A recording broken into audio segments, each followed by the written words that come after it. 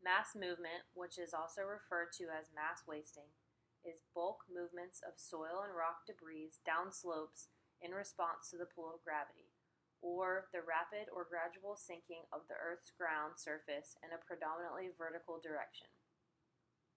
Previously, the term mass wasting referred to a variety of processes by which large masses of crustal materials are moved by gravity from one place to another. More recently, the term mass movement has been substituted to include mass wasting processes and the sinking of confined areas of the Earth's ground surface. Mass movements on slopes and sinking mass movements are often aided by water, and the significance of both types is the part each plays in the alteration of landforms. The variety of downslope mass movements reflects the diversity of factors that are responsible for their origin. Such factors include weathering or erosional debris cover on slopes, which is usually liable to mass movement. The character and structure of rocks, such as resistant permeable beds prone to sliding because of underlying impermeable rocks. The removal of vegetation cover, which increases the slope's susceptibility to mass movement by reducing its stability. Artificial or natural increases in the slope's steepness, which will usually induce mass movement. Earthquake tremors, which affect the slope equilibrium and increase the likelihood of mass movement. And the flowing of groundwater, which exerts pressure on soil particles and impairs slope stability. These factors affecting slope conditions will often combine with climatic factors such as precipitation and frost activity to produce downslope mass movement.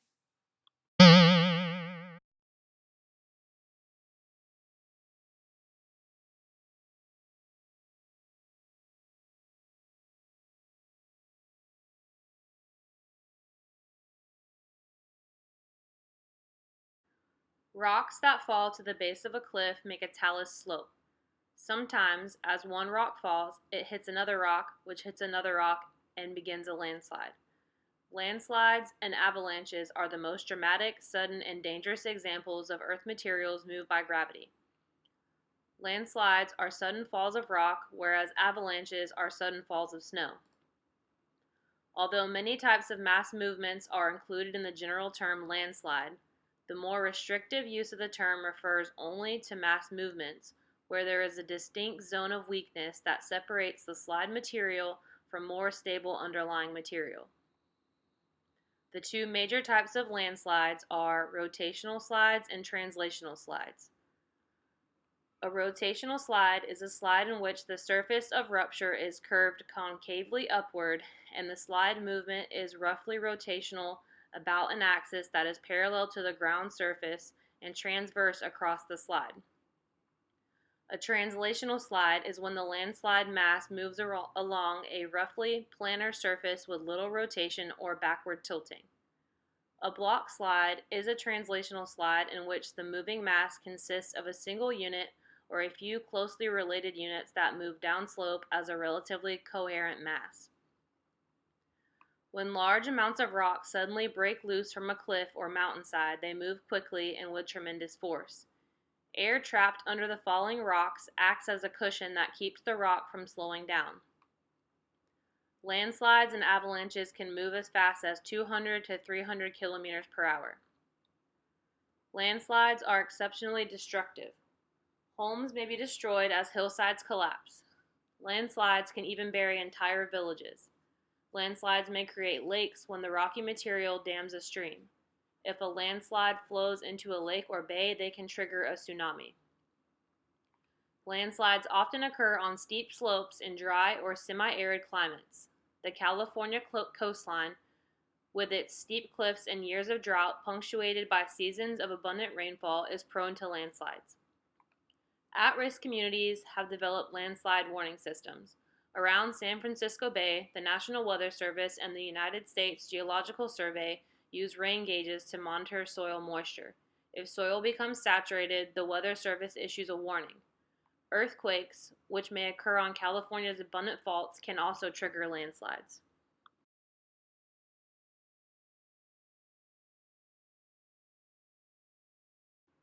Falls are abrupt movements of masses of geologic materials such as rocks and boulders that become detached from steep slopes or cliffs.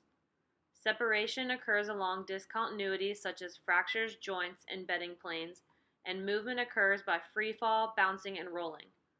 Falls are strongly influenced by gravity, mechanical weathering, and the presence of interstitial water. Lahars and mudflows are also included in this category. Added water creates natural hazards produced by gravity. On hillsides with soils rich in clay, little rain, and not much vegetation to hold the soil in place, a time of high precipitation will create a mudflow. Mudflows follow river channels, washing out bridges, trees, and homes that are in their path. The white areas on the green hillsides on this photograph mark scars from numerous mudflows.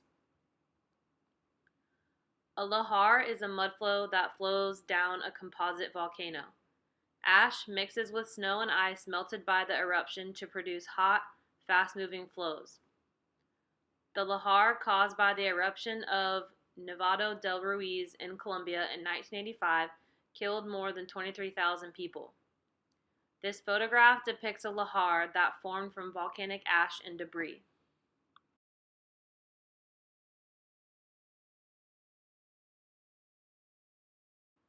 A slump is a less dramatic type of downslope movement that moves earth materials slowly down a hillside. A slump moves materials as a large block along a curved surface. Slumps often happen when a slope is undercut with no support for the underlying materials or when too much weight is added to an unstable slope. This photograph shows how slump material moves as a whole unit, leaving behind a crescent-shaped scar.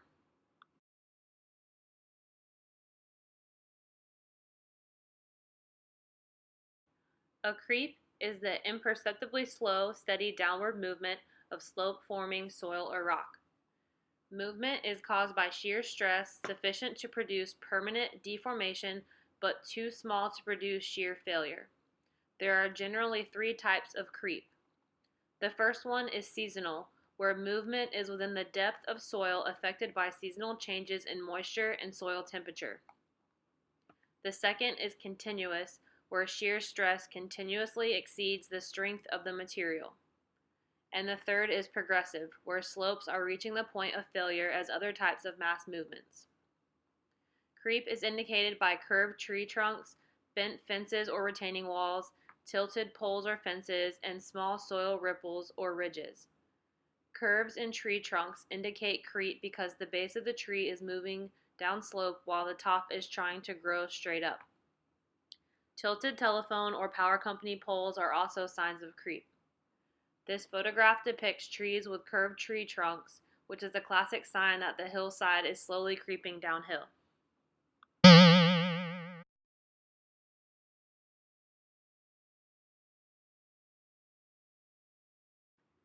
By watching this video, you have already taken the first step in protecting your life and property against the dangers of mass wasting. The next thing you can do is check out the National Landslide Hazards Map or the Potential Landslide Areas Map to see if your property is in a hazard area. If you are looking to build a new home in a hill slope area, it is very important to have the building's foundation anchored in bedrock. You can also install retaining walls or buttress fills in the vicinity of the building site to help control this hazard. If you already have a home that is in an area at risk to mechanisms of mass wasting, it may be worth your time to install a subterranean drainage system to prevent the soil from becoming saturated.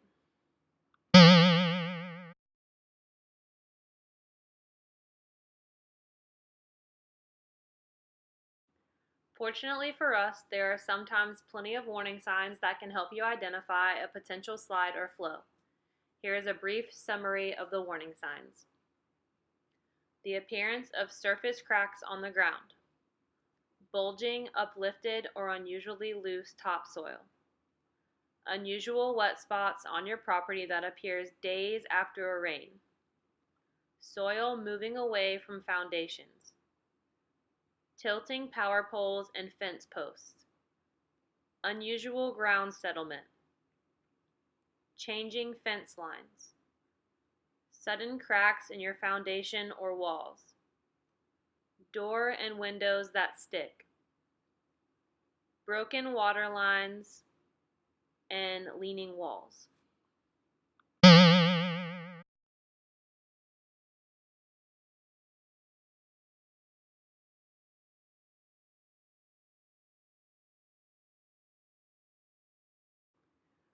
Some of the impacts and damages of mass movement include anything on top of or in the path of a landslide will suffer damage. Rubble may block roads and lines of communication or waterways. Indirect effects may include loss of productivity of agriculture or forest lands. Flooding. Reduce property values and destruction of buildings. Casualties. Fatalities may occur due to slope failure.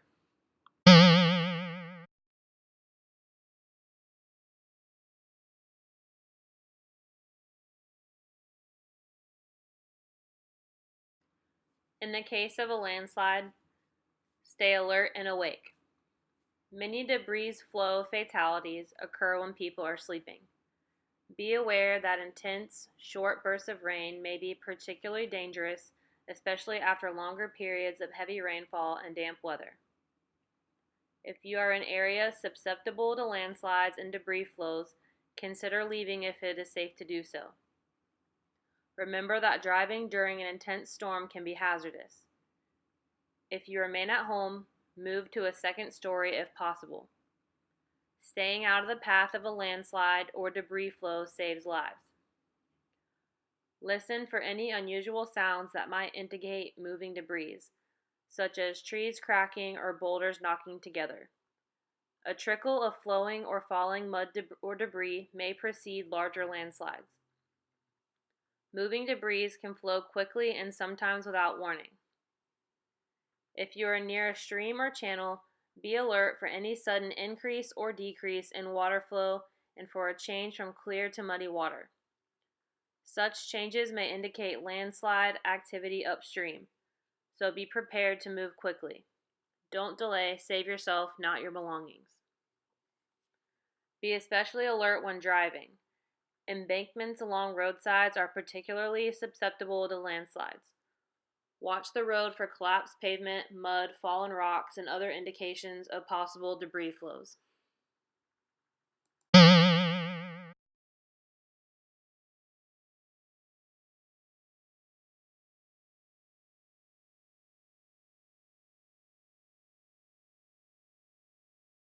Mitigation measures for mass wasting include capture and drainage of water before it reaches potential slope area, underground drainage by using subsurface pipes, land reform by terracing or reshaping, reforestation by planting deep-rooting trees to prevent surface slips, ground cover with grass or agriculture crops, and the use of gabion construction to protect watercourse valleys and control the flow of water downslope.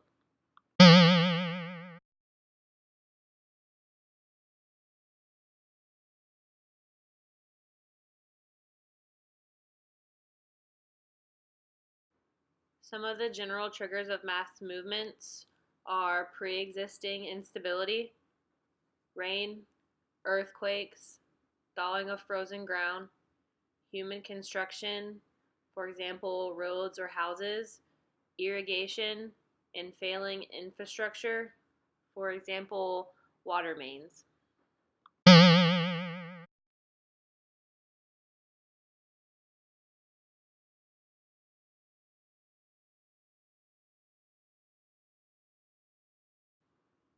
La Conchita is a small community located on the Southern California coastline between Ventura and Santa Barbara. It lies on a narrow strip of land about 820 feet wide between the shoreline and abutting a 590-foot high bluff. The top of the bluff is covered by avocado and citrus orchards. The bluff above La Conchita has a slope of approximately 35 degrees and consists of poorly cemented marine sediments. The area has steep, unstable hillsides and is prone to mudslides. Geologic evidence indicates that landslides have been occurring at and near La Conchita for thousands of years up to the present on a geologically frequent basis. In 1909, there was a devastating mudslide just north of the village. On March 4, 1995, a mudslide buried or damaged 7 homes after a rainfall. A debris flow flowed on March 10th and it damaged another 4 to 5 homes and a banana plantation. On January 10, 2005, a massive mudslide buried 4 blocks in over 30 feet of earth. There were 10 fatalities, 15 homes were destroyed, and 16 homes were deemed uninhabitable, and home insurance often does not cover mudslides. In both 1995 and 2005, heavy rain was likely the trigger of mass movements, though the timing in both cases was different. The slide in 2005 was preceded by heavy rain from a Pineapple Express that lasted from January 7th to the 11th. A Pineapple Express typically brings warm but extensive and severe rainfall. La Conchita Ranch Company is a 680-acre avocado and citrus ranch that is situated on the cliffs above the town. It was sued by homeowners after the slides for causing the slides as a result of excess irrigation.